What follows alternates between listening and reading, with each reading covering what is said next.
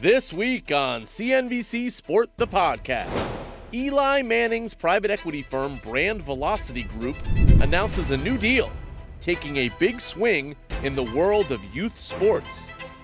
We discussed why his goal is to get flag football sanctioned as a high school varsity sport for both boys and girls. Plus, why he's investing now when congressmen just announced a bill to ban private equity from youth sports.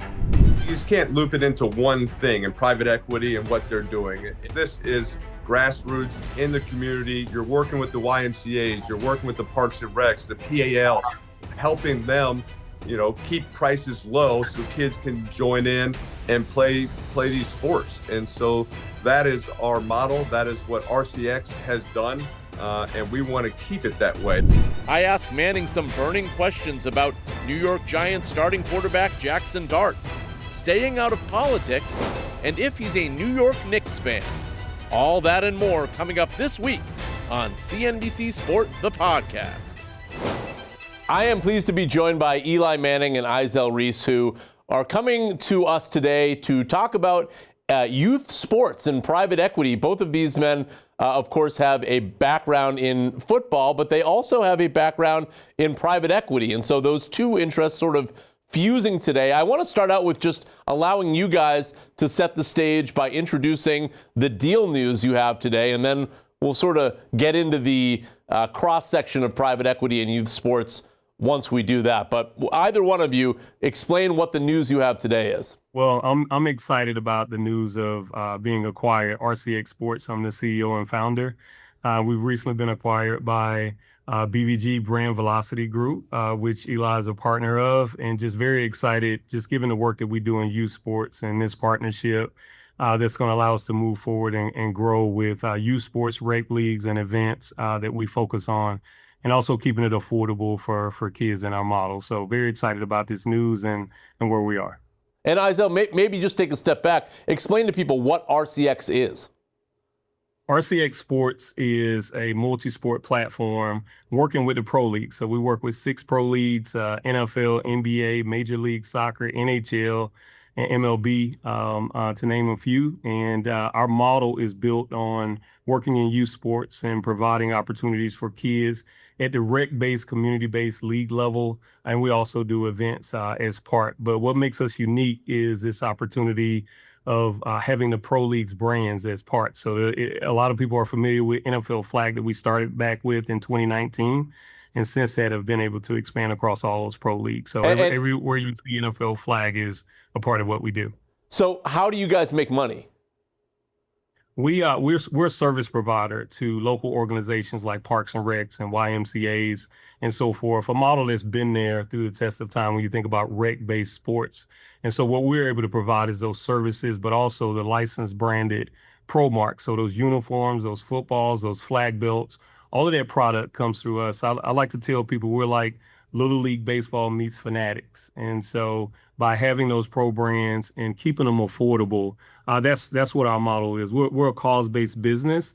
And so we're able to service those type of organizations that want to keep programs affordable for kids. And Eli, why was this business so appealing to you and your partners? Well, I think youth sports is very attractive. And for me, youth sports is not more from an investment standpoint. It's investing in these kids, giving these kids access to playing sports. I think about the life lessons that you gain through sports and teamwork and commitment, dedication, dealing with success, dealing with failure, leadership skills. All these things are so important. And you want to, make sure these kids have access to play youth sports at the youngest age. And so what we like about RCX, it's very much like a grassroots getting involved with the community. So our goal is to try to scale that, expand that, get this to more communities so more kids are being active, they're getting involved in sports. The fact that you have the connectivity to the professional leagues where you can sit there. My son plays NFL Flag. He has, the Giants logo. They have the NFL shield. He's playing against the Cowboys and the Bills. And so the professional leagues like it because it's starting a fandom at a very young age. And these kids are wearing, the uniforms, and therefore they're watching the games. And so it's very much more access, keeping the prices at a low, and just growing this. That's what inclusiveness. Those are the things that are important to us, that are important to RCX and what they've built.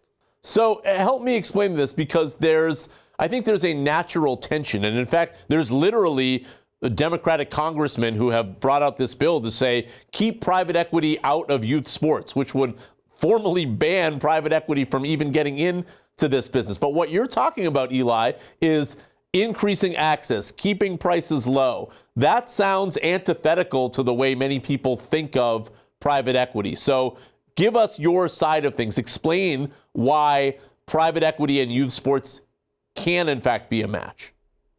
Well, you just can't loop it into one thing, and private equity and what they're doing. And we're not trying to create a special league or only the elite are playing this, and it's, a travel special things. This is grassroots in the community. You're working with the YMCAs, you're working with the Parks and Recs, the PAL, helping them, keep prices low so kids can join in and play these sports. And so that is our model. That is what RCX has done. And we want to keep it that way. The fact that you're working with the professional leagues, they don't want this to be a heavy cost to kids. They want more kids playing sports, being active, being out there. So our goal is to bring in capital so they can scale that, they can expand that. And we want more kids across the country, and even getting into international down the road, playing, NFL, playing flag football, playing basketball, doing these things. And so that they're healthy, they're active, and they're learning the life lessons and life skills that sports bring.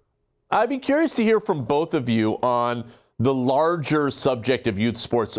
I spoke to Landon Donovan about a month or so ago, and he's very invested in youth sports. And his platform is that youth sports are basically messed up in this country, and that there's way too much attention spent on pushing elite performance, and we've lost kind of the fun out of it for many kids. And, coaches are too intense at too early of an age, even at the rec level.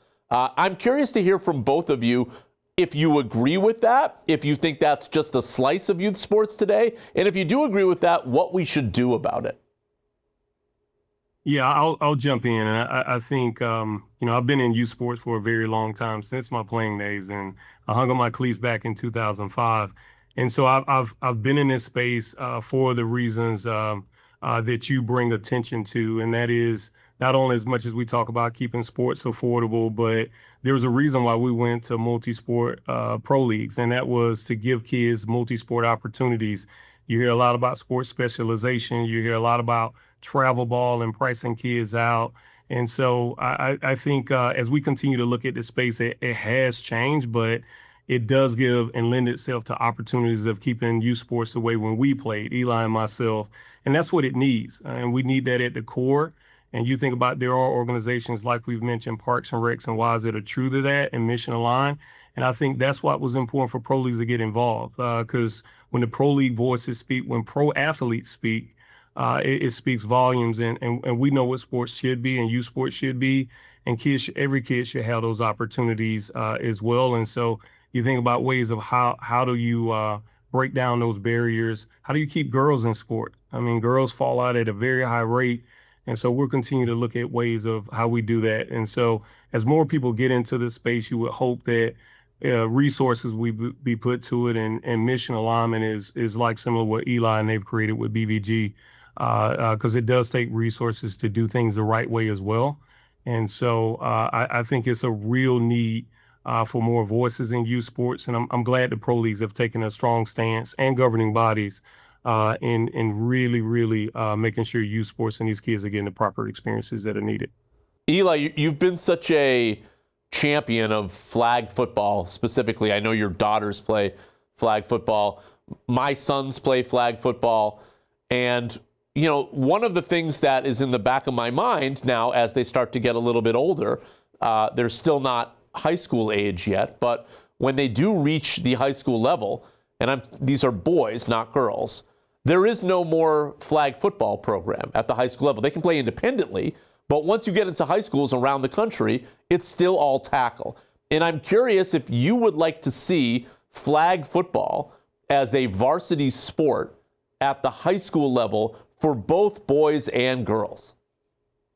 That would be my goal. That's what we're hoping. And we think that, flag football doesn't have to just be a stepping stone into tackle. It can be. It's a great way to get kids introduced, but there'll be some kids that don't want to play tackle and they have a great ability to play flag football and they'll continue to do that. So we wanted to get that into high schools, into college. Izell and RCX have done a great job of creating the women's game and making that an emerging sport in college. They've been at the forefront of doing these things and getting it into high schools for girls. And so we want to see that same access for the boys as well, to continue that.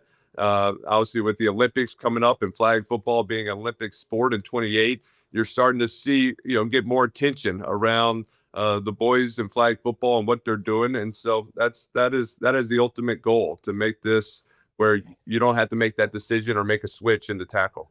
And perhaps do you envision it where, maybe you would play flag during the spring and tackle during the fall so that they don't directly compete against each other? Because I could see a lot of, intense high school football programs pushing back on the idea, if they were directly competitive, if some of the best players from the tackle league started to play flag instead. Actually, we see that. We see that and continue to see that. I take NFL flag championships last year, the MVP, and they won the championships for flag. And the top player had 20 offers for tackle in college. So you're seeing that crossover, very similar to 7-on-7 in tackle. Tackle is not year-round, but flag is. So it opens that door. It's still football at the end of the day. It's still X's and O's. You're still running routes, throwing passes. So that opportunity to do both and the evolution of the sport, and flag is a year-round sport. So it lends itself that opportunity for kids to continue to work on their football skills for those that play tackle. But as Eli alluded to, if you just want to play flag, that's great too. The sport has evolved and it is rapidly growing, including girls, but then also for those boys, because those Olympians got to come from somewhere on the men's team. And so those opportunities to play flag, similar to what you've seen for young women at all levels, I'm pretty sure you're going to see it now for boys, and those opportunities and those doors continue to open, and having both options to play the game as well. And just nuts and bolts, how do you do this? In other words, is it you're going to have to put together some sort of coalition and speak with government leaders at a state-by-state level? What is the plan forward to actually flip the switch to get states to say, okay, this is now a mandated high school sport in all of our public schools? Well, we're actually in the heart of that. So there's 20 plus states that have sanctioned flag football for girls at the high school level. It's a collegiate sport, as Eli alluded to, and that's something we're proud of to have been part of, opening that door for women and giving them an opportunity to play at the collegiate level. So when you think about that and that pattern that is already in place in that model, you're just going to continue to see that. I mean, we're partnered with National Federation of High Schools. And so we're constantly looking at ways of how do we keep kids playing sport. And so that's the beauty of, flag football and tackle and having the option of now two versions of football. And so we want to continue to look at that. We want to continue to work with governing bodies and national associations like we've done so since our inception. And so I think that's what's important to the relationships and building these strategic partnerships that align with these organizations. And people like the NFL and pro leagues willing to put resources to it. And then now organizations like BVG also putting resources and opening these doors and expanding sport and keeping kids and keeping them playing throughout. Eli, I can't talk to you and not ask you at least a couple Giants questions. The first one that comes to mind is, I think you and your brother in many ways were sort of the archetypes for separating sports and politics. Like, you guys were so deft about that. I don't think anybody really knows where you guys land politically, sort of accepted by all parties. We've seen now Jaxson Dart get into a little bit of hot water introducing the president. I'm curious sort of your thoughts on him doing that, and also the reaction around it. If you think doing that maybe, gets you into hot water that you can avoid, or if it's just a natural thing that athletes should be allowed to do. Well, I think actually athletes should be allowed to do it if they feel strongly about politics or supporting someone. That's fine. You just understand there's going to be teammates, fans, people that are going to think differently about that, and so I think it's just hopefully it creates impactful conversations and hopefully a bond, an understanding of how certain people think, why they might disagree with someone doing that, and so hopefully it doesn't create friction and a divide amongst the team. Hopefully it creates great conversation and brings the team together. Maybe someone you didn't know that well, didn't talk to that much. Now you can sit and kind of talk these things out and have an understanding. So you might not agree, and it just, it just kind of comes to politics and life and people. You might not agree with everybody and their beliefs or what they believe in, but you can still work together and trust each other and compete together and try to, do your craft and your job at a high level together. What was it? Was it something, though, that you consciously avoided doing? Yes, I think so. I think it was just something that, hey, it wasn't something I was super passionate about in the first place. So it was just easier to stay out of it and just to avoid any controversy. And probably I wasn't prepared to talk about it. I wasn't, didn't know enough on both sides to pick one way or the other. So just said, hey, I'll sit, listen, try to learn more, but I'll probably stay out of this field for a little bit. Well, I mean, the obviously new head coach for the Giants. I'm just curious to hear sort of how you felt like they addressed their needs in the offseason and your expectations of them for this season. Well, been very impressed with Coach Harbaugh, what he's done, just coming into the facility and just changing the culture right away. And you can just see the difference between a coach that has been a head coach for 18 years and coming in and just he knows exactly how he wants things done. He knows exactly how he wants practice done. Hey, what are our workouts like? When are the meeting times? When are the off days? What's the film schedule? All these things he knows exactly what he wants, what he expects. And he's demanded that amongst the players and amongst everybody in the facility. And so that's going to make a huge impact. And so excited about Jaxson Dart, his second year. And they obviously adding new players. And so I think the fact that you look at last year, they were in so many games, they had 5 games where they're up by double digits that eventually lost those games. So they have the talent, they have the ability to score. Now it's, hey, do they have the ability to win the close games? And that's what great coaching and great players coming together, having that comfort level to know how to manage a game and get those wins. There's another New York team in the news right now. Did you become a Knicks fan during your time in playing for the Giants and living here? I did. I was excited when I got drafted and came here in 2004. So excited to go to Knicks games. I used to go a bunch early. I wouldn't say the last 22 years have been a great time to be a Knicks fan. Obviously the last three or 4 years it's got exciting, and I've gotten back into the habit of going to games. Been to a couple of the playoff games already, and so this is obviously amazing with the finals going on. Excited to possibly get to one of these these home games and check them out and root on the Knicks, and what it would mean to bring a championship in basketball to New York City would be unbelievable. Has it surprised you about the level of intensity of the fandom in these past few years? Because I'm guessing maybe you didn't really experience that as a younger fan. Like I don't want to. I don't want to put you in like hot water here, but it kind of seems like New York is a basketball town, maybe even first and foremost these days. Well, it's been a while since there's been a championship in basketball in New York, and so you obviously have a lot of loyal fans that have been going to games and they're hungry for that championship. And they're so obviously having been around New York City and bringing championships to New York City, you feel that it is an exciting time. And I personally, I want it for the players. I want them to experience New York City and winning a championship and the excitement. And so just, wishing for them to play their best and to bring this championship home. You know, I'm also curious to hear your input on a piece of news that literally just broke. I don't even know if you know about it. It's official that Serena Williams is now going to make her return to tennis, at least in the beginning, just doubles. But it doesn't seem like too much of a stretch that she's using doubles as a potential comeback. We have seen this sort of return to sports by a number of different athletes, you know, the ones that retire and then they got to come back. There's too much of a desire to return. Did you ever go through that after you retired? You obviously played for a long time, but so did Serena Williams, and clearly she couldn't stay away. Did you feel that angst to maybe try to come back at all?